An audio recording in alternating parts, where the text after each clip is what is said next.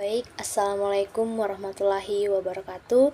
Shalom dan Om Swastiastu.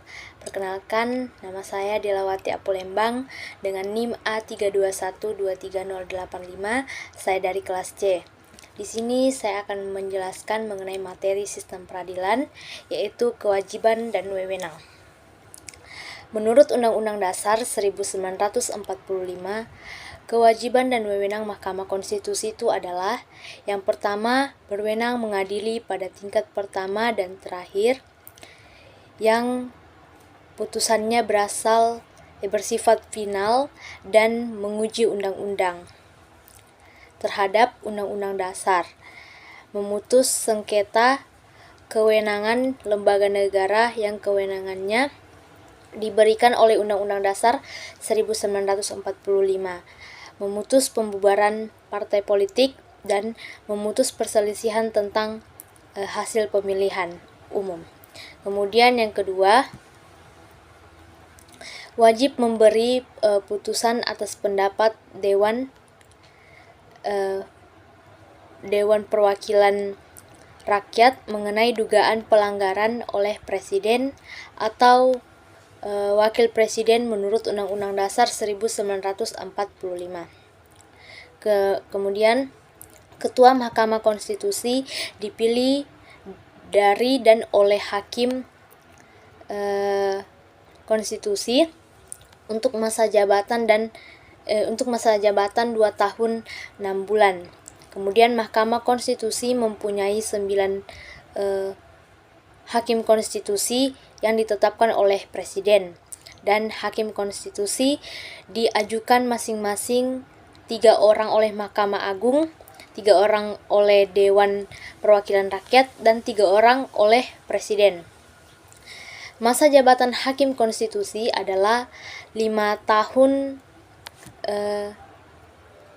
dan dapat dipilih kembali untuk 1 kali masa jabatan berikutnya. Wewenang MK. Yang pertama, menguji undang-undang terhadap Undang-Undang Dasar. Menguji undang-undang terhadap Undang-Undang Dasar Negara Republik Indonesia tahun 1945. Kemudian yang kedua, memutus sengketa kewenangan lembaga-lembaga negara yang kewenangannya diberikan oleh Undang-Undang Dasar Negara Republik Indonesia tahun 1945. Kemudian yang ketiga, memutus permohonan dan memutus perselisihan antar pemilu.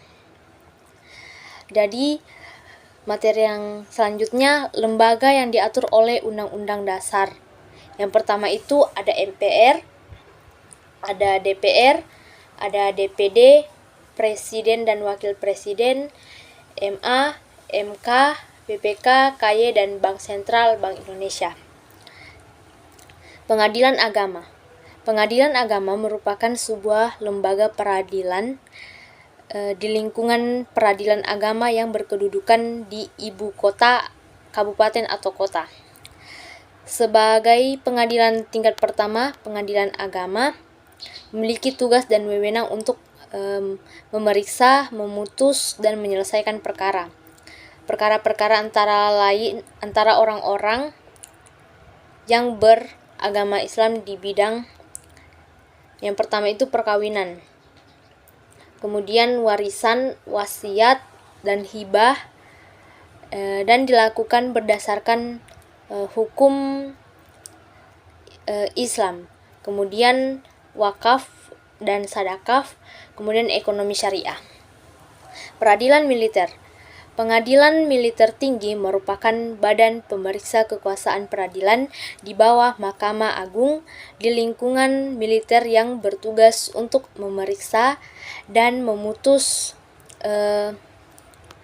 pada tingkat pertama perkara pidana yang terdakwanya adalah prajurit yang berpangkat mayor ke atas.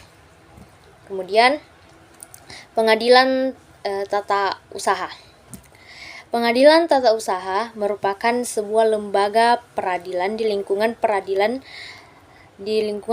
tata usaha negara yang berkedudukan di ibu kota, kabupaten atau kota.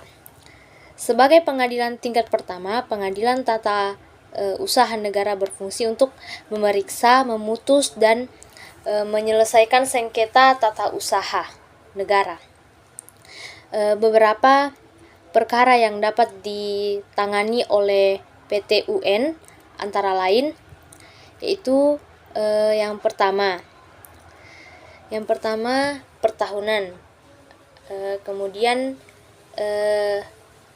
kepegawaian, perizinan lingkungan hidup, tender atau pengadaan barang jasa, kemudian badan hukum atau partai politik, kepala desa atau perangkat desa, dan kepala daerah. Sekian materi yang dapat saya sampaikan, lebih dan kurangnya saya mohon maaf. Saya tutup. Wassalamualaikum warahmatullahi wabarakatuh. Shalom dan Om Santi Santi Santi Om.